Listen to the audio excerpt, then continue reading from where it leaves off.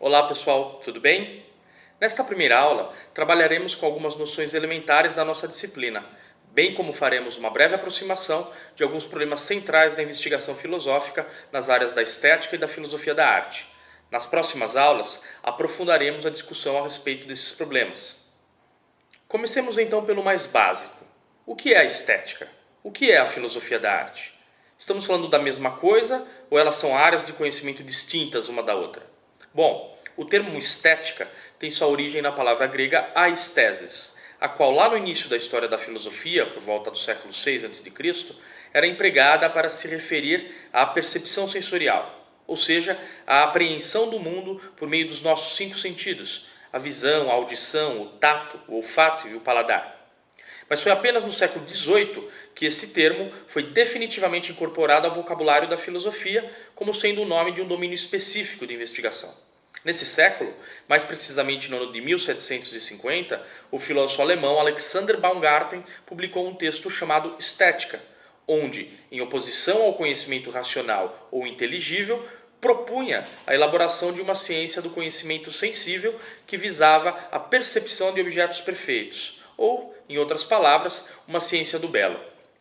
Embora Baumgarten tenha sido responsável por legar para nós um termo ainda amplamente utilizado, ele certamente não inventou os temas trabalhados por aquilo que delimitou como sendo a investigação estética.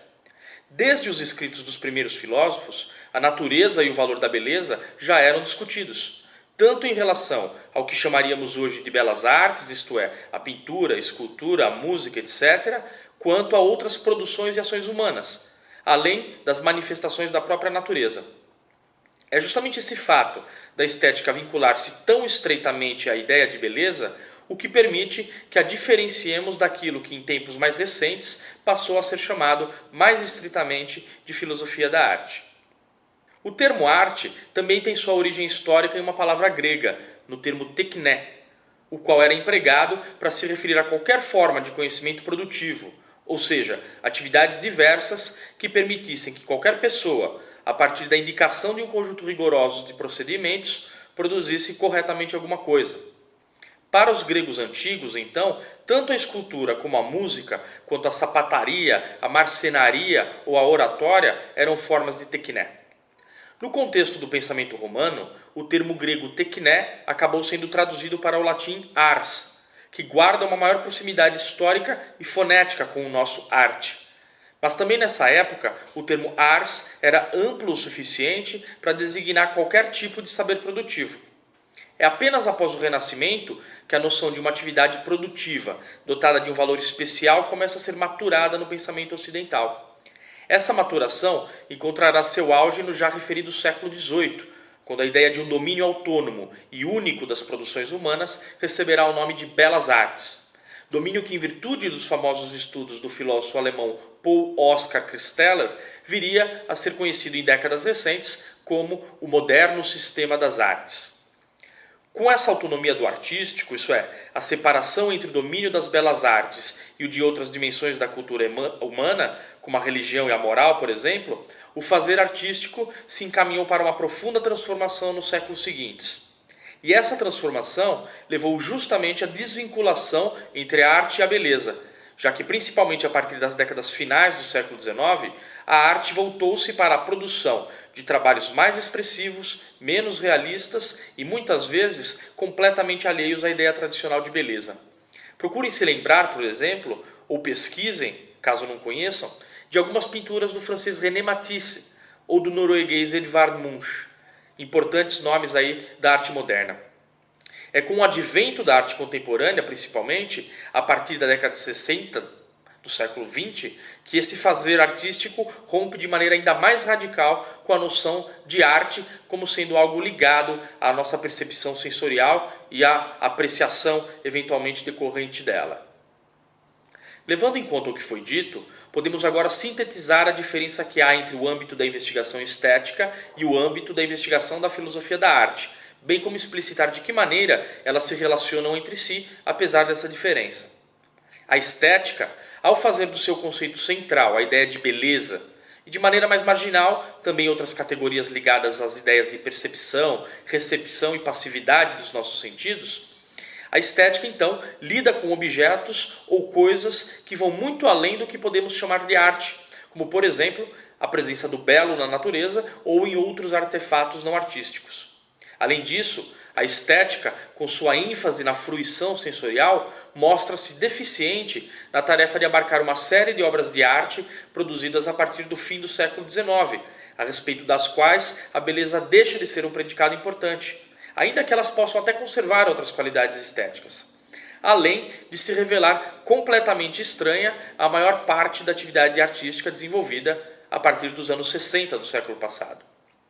Já a filosofia da arte, como o próprio nome aponta, desdobra-se em uma reflexão apenas a respeito do âmbito artístico, tenha ele apelo estético ou não.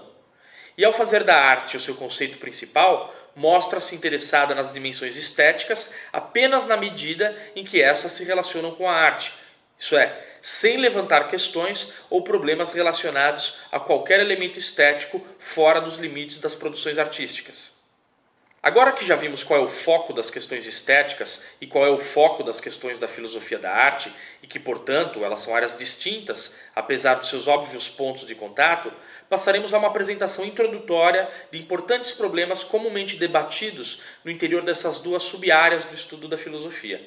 Vejamos, primeiramente, alguns problemas típicos da estética e, em seguida, alguns problemas característicos da filosofia da arte.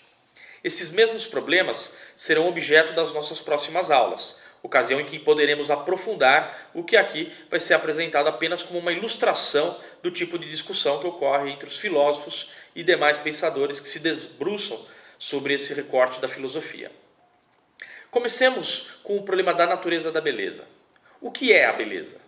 Certamente essa não é uma pergunta fácil de responder. Mostra isso o fato das pessoas habitualmente discordarem quando pretendem dizer que alguma coisa é bela ou não. Se pensarmos então em um contexto mais amplo, como o da imensa diversidade cultural que há em todo o mundo, a questão parece ainda mais complicada. Afinal, é evidente que o que para uma cultura específica é belo, para outra às vezes não é. Em alguns casos, inclusive, chegando a ser o oposto do belo. Desse modo, o que é que torna algo, seja ele uma obra de arte ou um utensílio comum, o corpo de um homem ou de uma mulher, o rosto humano ou um animal, um relevo montanhoso ou uma tempestade de raios, uma coisa bela? Será a beleza uma construção social e histórica ou algo mais enraizado na existência humana? O belo é algo que podemos ver, experienciar, ou se trata apenas de um ideal, algo que podemos somente conceber, alcançar pelo nosso pensamento? E será a beleza a única categoria estética relevante? E o sublime? Ele é diferente do belo? E se algo nos desagrada, mas ao mesmo tempo nos impacta de uma maneira sensorial única, seja colocando-nos medo, terror ou simplesmente nos incomodando? Isso seria algum outro tipo de experiência estética? Que diferenças poderiam ser apontadas entre essas diversas experiências? Esse problema a respeito da natureza e do valor do belo e sua relação com outras categorias está intimamente ligado ao problema dos juízos estéticos, ou seja, a pergunta a respeito de se afirmações do tipo "isto é belo" podem ser consideradas um enunciado verdadeiro ou falso, ou como diriam os lógicos, se esse tipo de enunciado possui um valor de verdade. Como foi dito há pouco, as pessoas discordam constantemente a respeito de se algo é belo ou não, geralmente porque entendem a beleza de maneira diferente uma da outra. Mas quando duas pessoas discordam a respeito do valor de verdade de um juízo estético, como é possível mostrar que uma delas está certa e a outra errada? Na verdade, será que isso é possível? Será que a beleza é algo que está presente nas coisas que julgamos belas? Uma propriedade semelhante ao branco que vemos em uma folha de papel, por exemplo? Ou será que a beleza é apenas um sentimento que é despertado em nós por algum tipo de propriedade que as coisas ou ações possuem? Nesse caso, que tipo de propriedade seria esta, capaz aí de despertar em nós esse tipo de sentimento? Ela deveria despertar o mesmo tipo de sentimento em todas as pessoas? Quantas perguntas, não? Isso só mostra que os problemas ligados à natureza do belo e os usos do predicado belo na construção dos nossos juízos acerca do que existe e ocorre no mundo são bastante complicados, como aliás costumam ser os problemas filosóficos em geral.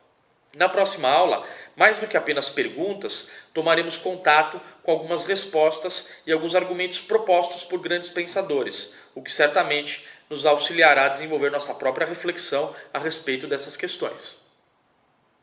Na filosofia da arte, como já vimos, os problemas teóricos gravitam em torno da produção artística e, consequentemente, da sua história.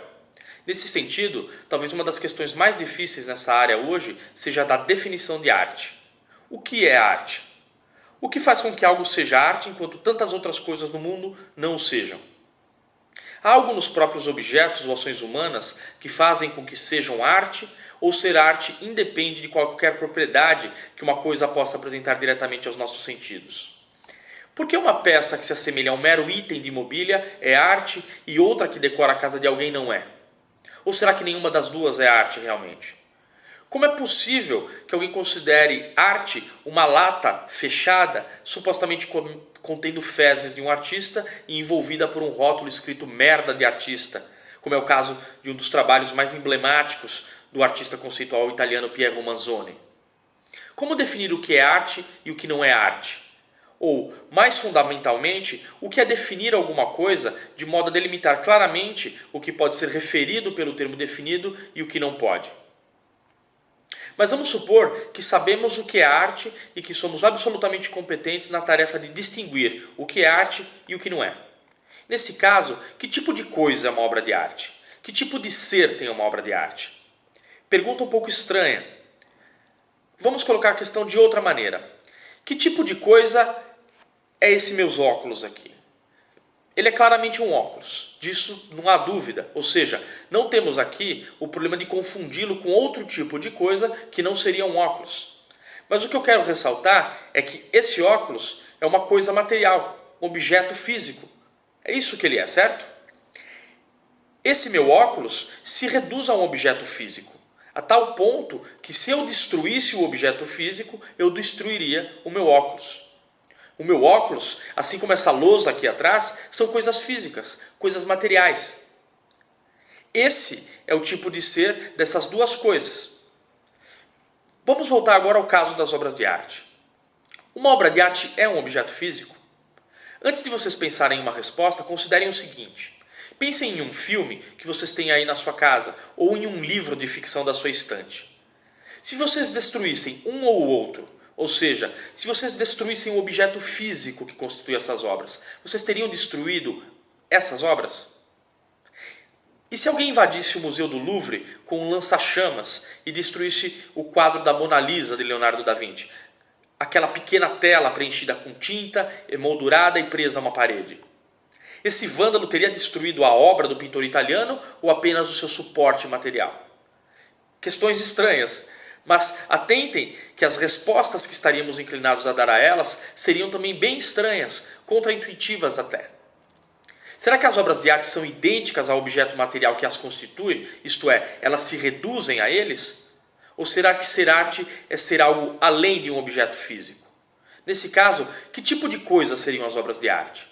Esse tipo de questão está associado a uma interessante e intrigante área da filosofia da arte chamada de ontologia da arte.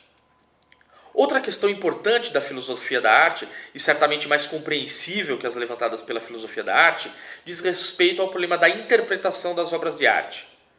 Uma obra de arte tem um sentido específico que pode ser adequadamente apreendido por um observador ou não. Será que a interpretação é algo que a gente pode afirmar como sendo verdadeira ou ela é um elemento de criação da própria obra? Cada um pode interpretar a obra à sua maneira ou existem interpretações certas? E nesse último caso, se existissem interpretações certas, qual seria o critério para uma interpretação desse tipo? A intenção do artista é algo essencial para a interpretação ou o sentido da obra de arte é independente daquilo que o artista planejou fazer? Bom, de um modo geral, essas serão as questões que exploraremos nas outras duas unidades da nossa disciplina. Vale ressaltar que esse pequeno apanhado de questões representa apenas uma ilha em um grande oceano de problemas que a história da filosofia e a história da arte nos deixou para pensar. Mas as questões aqui apresentadas certamente estão entre as mais importantes dessas duas áreas. Assim, um bom domínio dos problemas, teses e argumentos envolvidos nas tentativas de lidar com elas já configura uma excelente base para uma compreensão mais refinada de importantes discussões que permeiam nossa vida acadêmica e nossa cultura. Bom, por enquanto é isso, pessoal. Um abraço e até a próxima aula.